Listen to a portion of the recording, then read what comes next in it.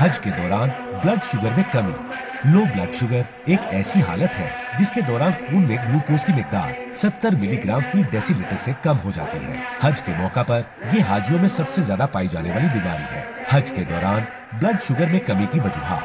मनासिक हज के दौरान जिस्मानी मुशक्कत में इजाफा, बाकायदगी से और वक्त पर खाना तनावल न करना, खाने में मौजूद कॉम्प्लेक्स कार्बोहाइड्रेट्स की मिकदार का ध्यान न रखना, बहुत ज्यादा इंसुलिन लगाने से भी ब्लड शुगर में कमी हो जाती है जो खतरनाक साबित हो सकती है। हज के दौरान ब्लड शुगर में कमी की अलामत बहुत ज्यादा सर चकराना, बहुत ज्यादा पसीना आना, चेहरे का रंग जर्द पड़ जाना, दिल की धड़कन तेज हो जाना, हाथों में रेशा, चेहरे और होठों पर बेहिसी, किसी चीज पर तवज्जो देने में कमी, जिस्म पर कपकपी तारी होना।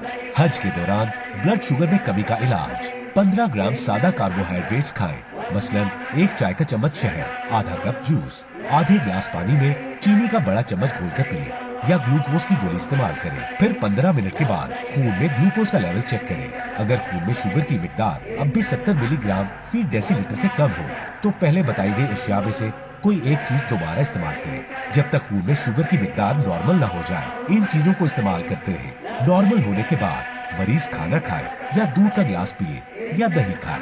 माहिरीन का कहना है कि खून में शुगर की कमी का शिकार मरीज चॉकलेट बार या कॉम्प्लेक्स कार्बोहाइड्रेट्स मसलन दूध इस्तेमाल न करें, क्योंकि ये खुराक सादा कार्बोहाइड्रेट्स के मुकाबले में ज्यादा देर से हजम होती है, ताकि खून में शुगर का लेवल एकदम बुलंद न हो।